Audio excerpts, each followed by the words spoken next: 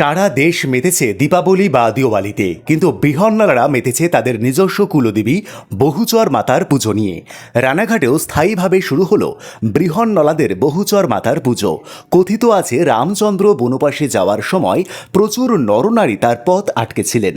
সেই সময় শ্রীরামচন্দ্র সকল নরনারীকে ফিরে যেতে বলেছিলেন, কিন্তু তৃতীয় লিঙ্গের সম্প্রদায় সকলে ফিরে যায়নি ঘরে। 14 বছর পর শ্রীরামচন্দ্র যখন বনবাস কাটিয়ে দীপাবলির দিন ফিরে আসেন, তখন দেখেন তৃতীয় লিঙ্গের বৃহন্নলারা সেই পথেই বসে আছেন। তখন রামচন্দ্র তাদের জিজ্ঞেস করেন কেন তারা ফিরে যাননি।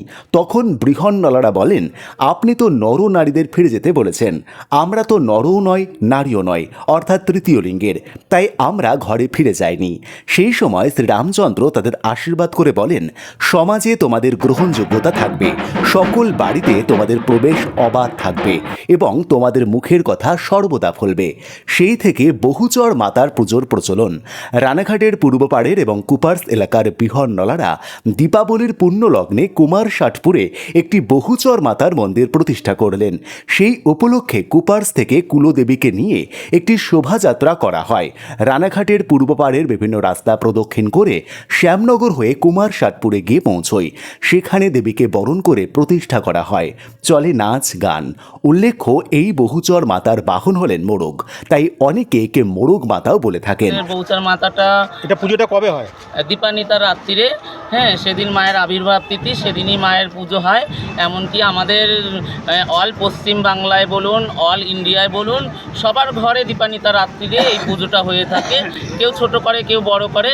তাই আমরা এলাকাবাসীর মঙ্গল কামনায় আর আমার সারা পাবলিকের মঙ্গল কামনায়, সবার বাল বাচ্চার মঙ্গল কামনায় দীপান্বিতা রাত্রিরে আমরা মায়ের পুজোটা খুব আনন্দের সহিত করছি। প্রত্যেক দীপান্বিতা অমাবস্যায় এই সমাজের মঙ্গল কামনার জন্য আমরা এই বহুচরবালি মায়ের পুজো করে থাকি। দক্ষিণ ভারতে এই মায়ের পুজো প্রচলন আছে।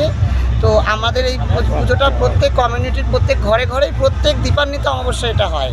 তো এই বছর আমরা মন্দির প্রতিষ্ঠা করে মাকে আমরা একদম পার্মানেন্টভাবে আমাদের গৃহে নিয়ে আসছি। বৌসা মাতার মূর্তি আজকে আমরা নিয়ে যাচ্ছি।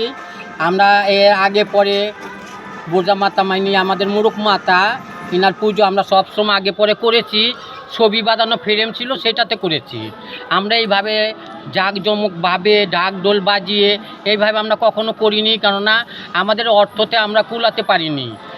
আর এটার পুজো করার মানে হলো আমরা সারা আমাদের অর্থ এলাকার মা মাসি বৌজি যাদের বাচ্চা হচ্ছে না এবং যাদের বাচ্চা হয়েছে অসুস্থ আছে এবং যেই বৌজিদের হচ্ছে না, সবার আমার পাড়ার সবার মঙ্গল কামনার জন্য আমরা এই অনুষ্ঠানটা করতেছি, এই পুজোটা করতেছি।